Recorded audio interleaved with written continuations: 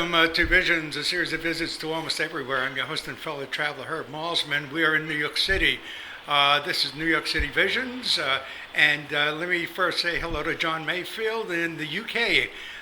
These programs are being done specifically for audiobookradio.net. And I'm on. You hear me, folks, every once in a while, and I always get a kick out of some of the company I'm with. I'm kind of nestled between William Shakespeare this week.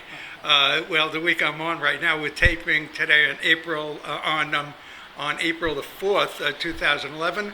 And sometimes you lawyers there, sometimes F. Scott Fitzgerald and all these cultured voices, and then all of a sudden Brooklyn pops up in the middle of all of it. Folks, I hope you don't mind Brooklyn in the middle of all that culture.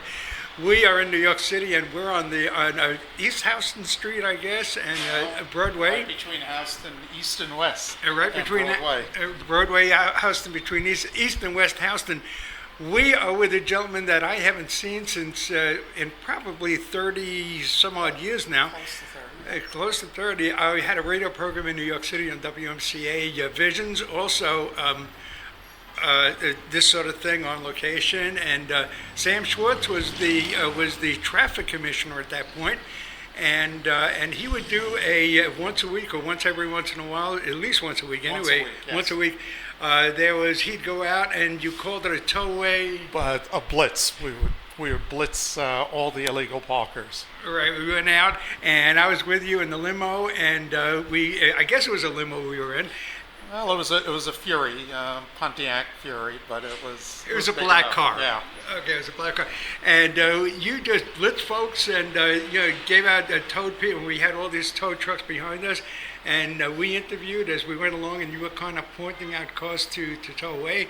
First of all, how did you know which cars you towed away? Did they have tickets on them? How did you know that? Were they coming up in a? How did that happen? And hi, Gridlock Sam Schwartz. Hello, and tell us how did you know what cars to pick up? Well, first of all, I was in charge of all engineering for New York City, all the traffic engineering, but I also had the pleasure of being in charge of all the uniformed traffic officers. So I had over 3,000 officers who reported to me, and once a week, it wasn't good enough to just sit in my office, but once a week I'd go out into the field with tow trucks behind me and ticket writers, and my driver was a peace officer, and we would look at cars, and if they were illegally parked, and the majority of cars in Manhattan are illegally parked because there is no on-street parking in Midtown Manhattan. So it's very easy to spot them. I would be like a magician. I would point my index finger and then my thumb up, and that car would disappear.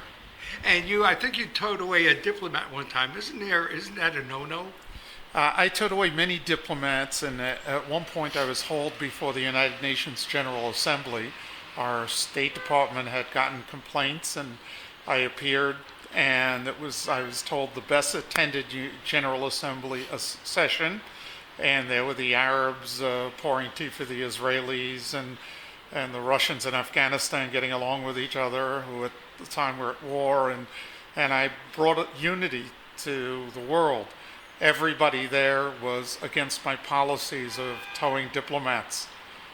Wow, so you brought the world together. Yeah, a little bit of common cause. If only for once a week. That's right. Okay, so that's how, now gridlock. The word gridlock that word was not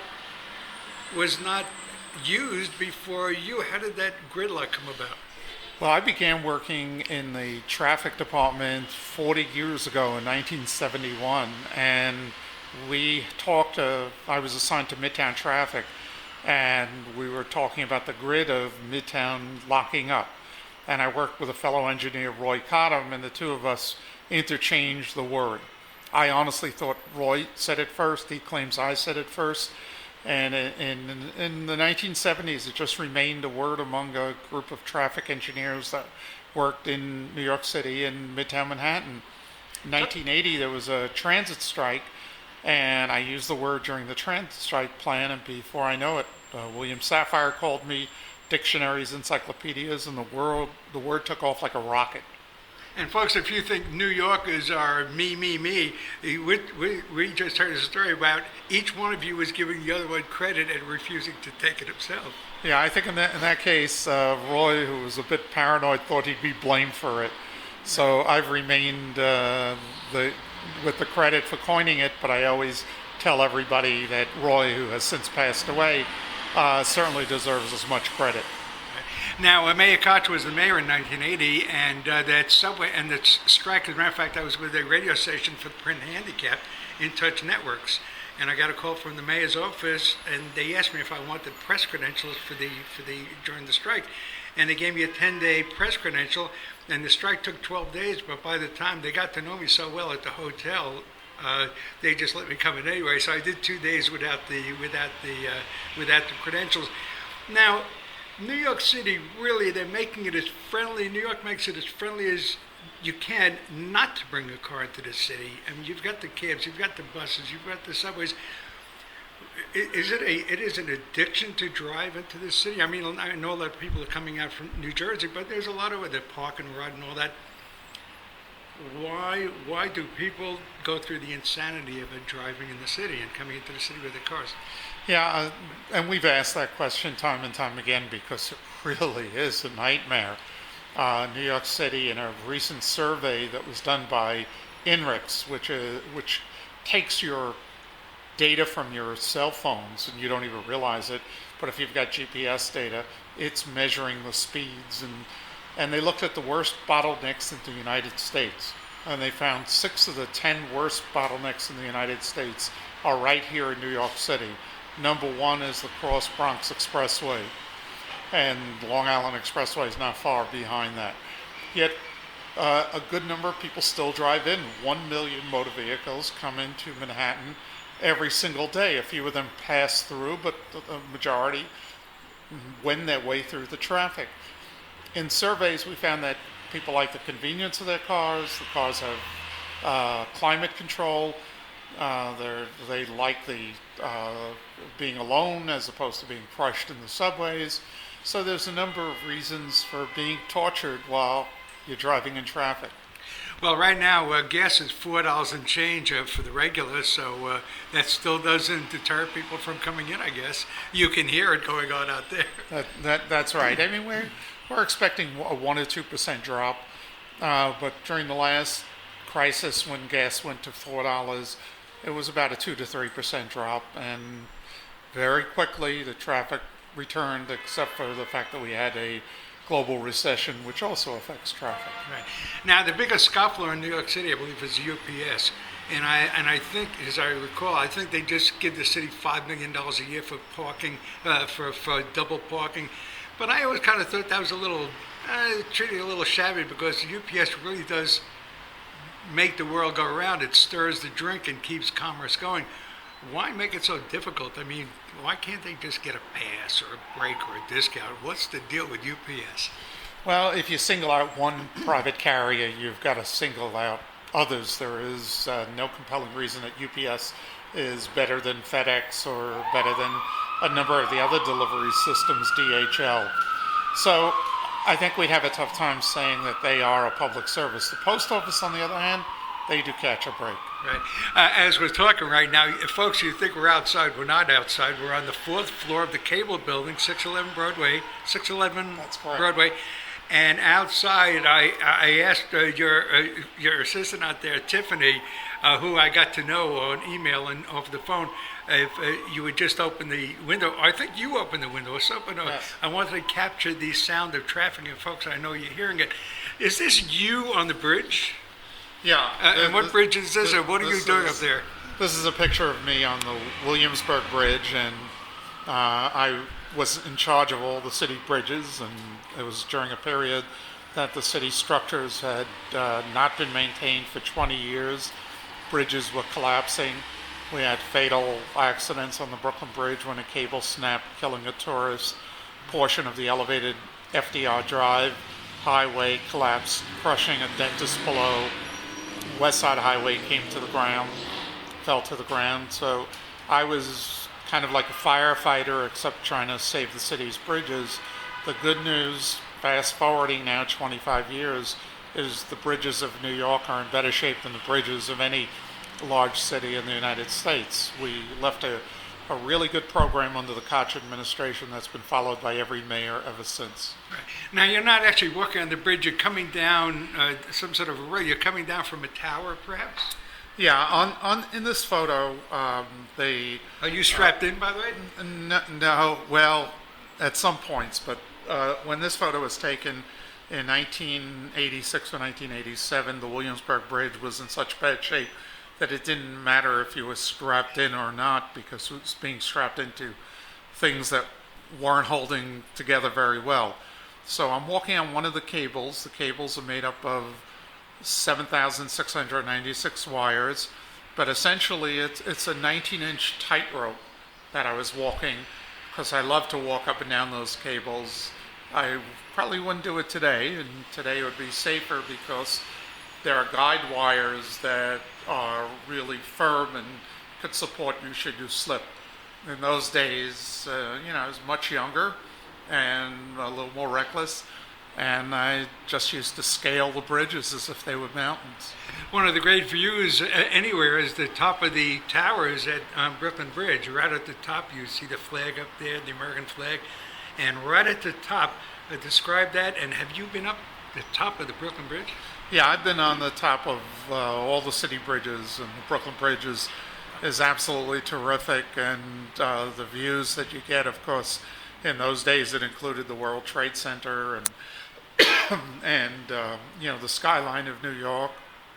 But it's kind of amazing to be about 300 feet up, and there are no buildings to block your way because you're in the middle of the river.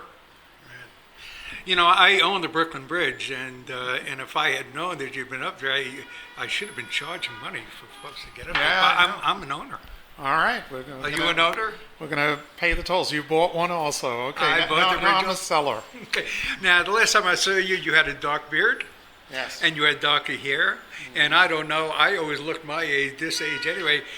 So since I saw you in that towaway blitz, I'm pretty sure it's and I had a listener call to say that's exactly what I wanted to hear at 7 in the morning on the air is people being towed away. I got a great reaction on that. Between the dark beard and the dark hair and a little less weight, what have you been up to since those days?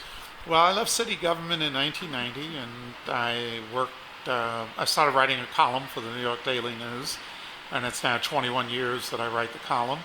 In 1995, I started my own consulting company, Sam Schwartz Engineering, and we now have about 100 people in 6 different offices, and I'm just having a ball working for government or working for the private sector. I do a lot of traveling, and there's no shortage of gridlock. So there's no shortage of a need for my services.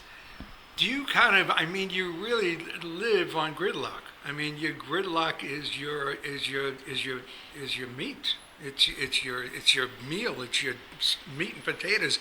What if gridlock went away tomorrow? It won't do it. But where do you go?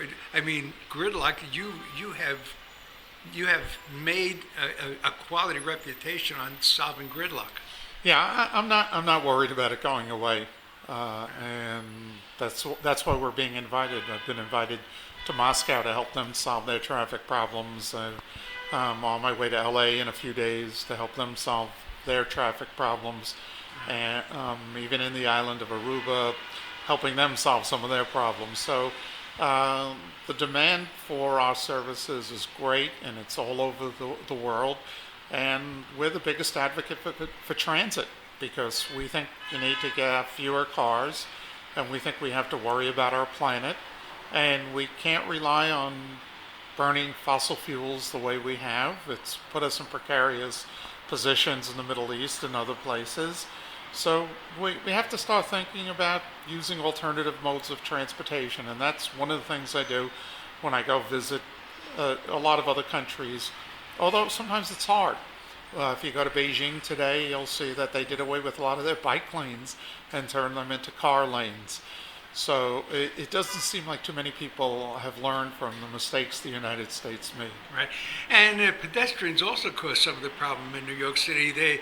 Us pedestrians, and I did a little bit of it today. First of all, I'm walking very slowly.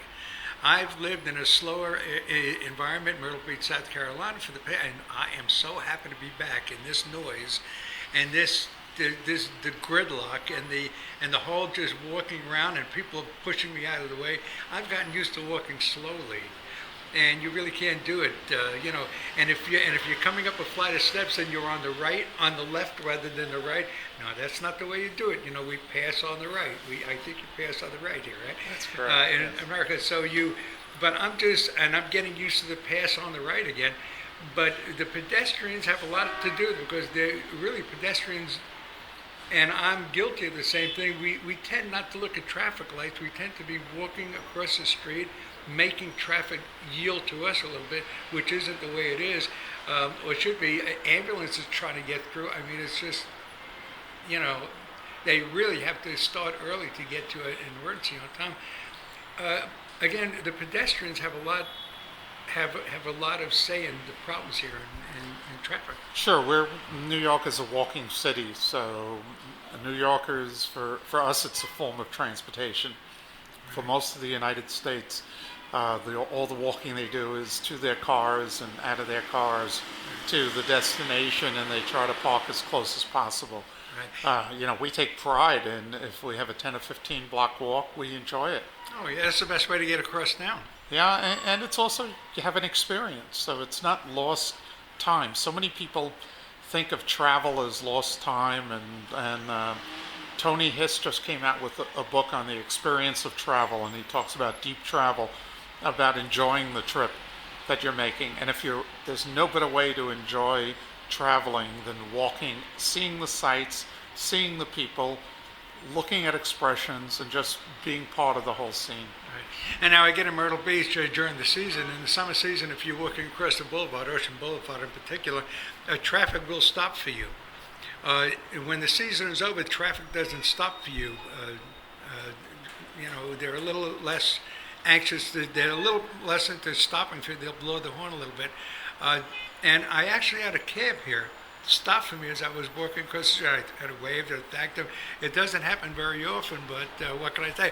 Now, see, I hate traffic. That may sound strange for someone who has made his living out of it, but you detest delays. Is that correct? Yeah. I easily get frustrated, so I'll avoid any place that's crowded. I subscribe to the Yogi Berra philosophy that nobody goes there anymore. It's too crowded. So if it's really crowded, I'll go to the movies. I go to some movie theaters that are out of the way movie theaters because I enjoy sitting without somebody sitting right next to me. Right. I'll go to a local bodega as opposed to the huge stores. Even though many of my clients are the big box stores, I never shop in a big box. Right. And you're an ex-taxi driver. Talk about that a little bit. Yeah, I drove a cab on and off for about 5 years, and it was while I was going through college and after graduate school. It was a tough market, so I didn't land a job for about 4 months, and it was an experience. I appreciate what cabbies do and how hard it is to work. They're working people, and the instructions that they get from the passengers are often incorrect.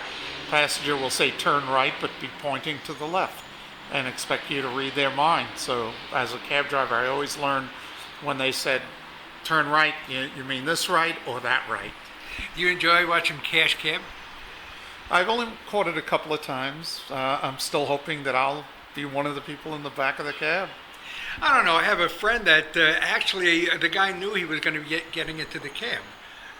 Some of these people are pre-screened. So when they get in there, and it kind of takes away some of the fun. But he knew that he was it was a predetermined spot. So I hope I haven't ruined anything for you. Yeah. I haven't found that cab yet. Right, you haven't found it yet. Okay, talk about, I know that you've won a couple of awards. You've done a lot of traveling. Talk about, 1982-86, you're Traffic Commissioner.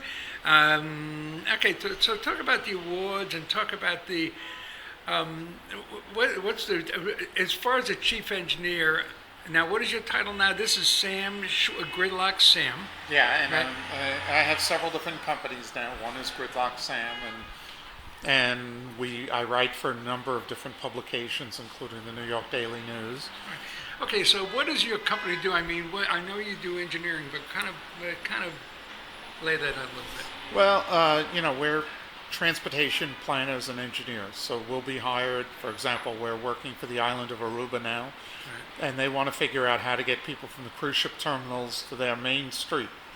And we've recommended and are working on the design of an open air trolley that is self-propelled.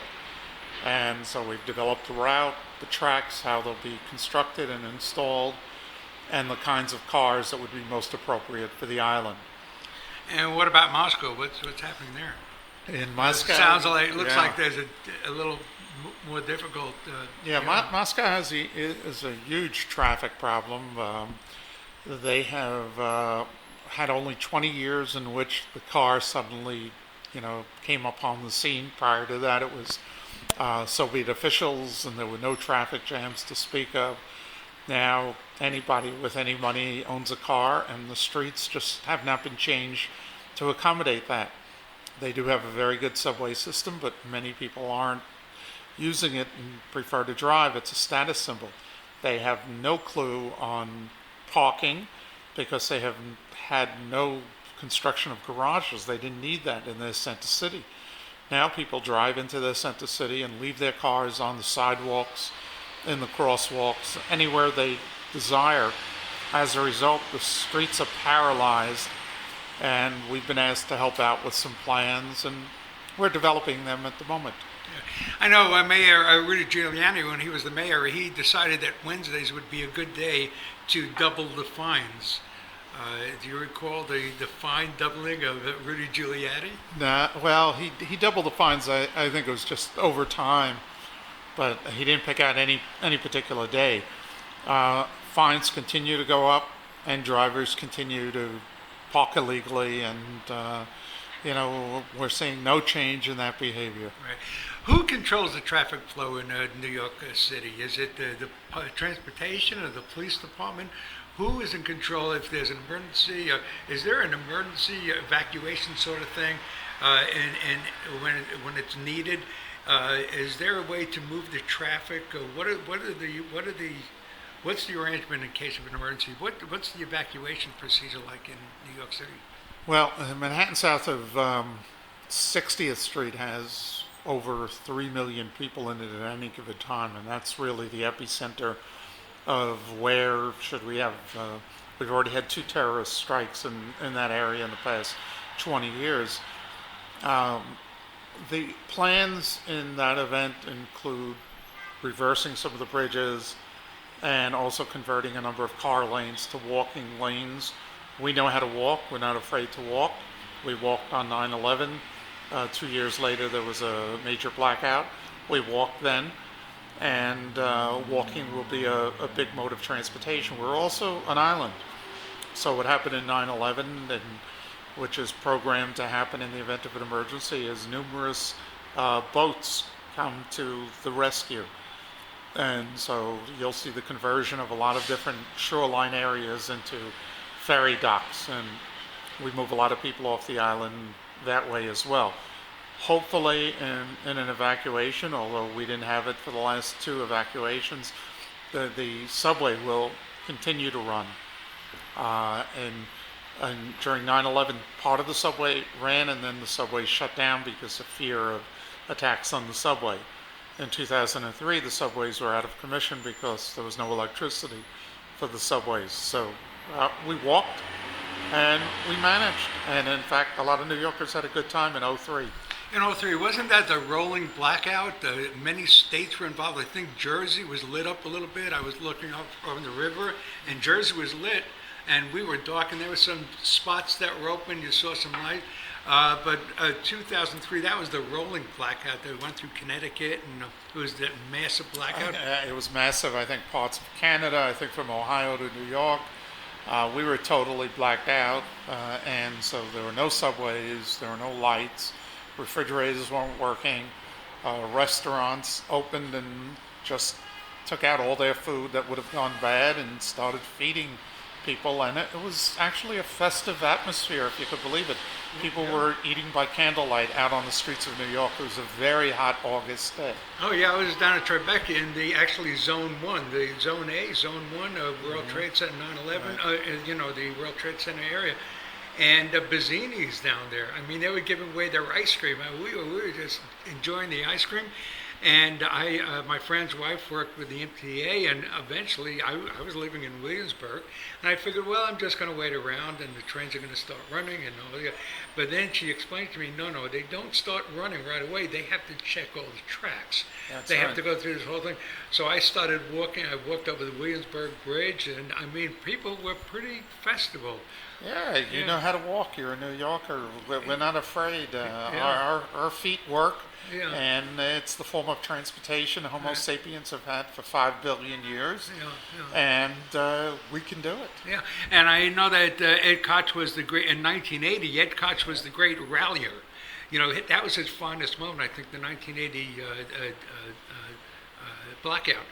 I'm sorry, the transit strike.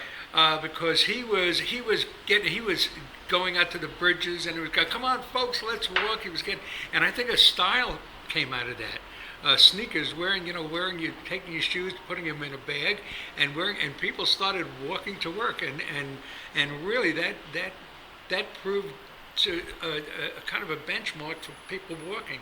All of a sudden, they were walking. I mean, I remember walking Brooklyn Bridge as a kid all the time, but that it became in style to wear your sneakers with your suits and your dresses and your gowns. You wore sneakers, and when you got to work, you kind of switched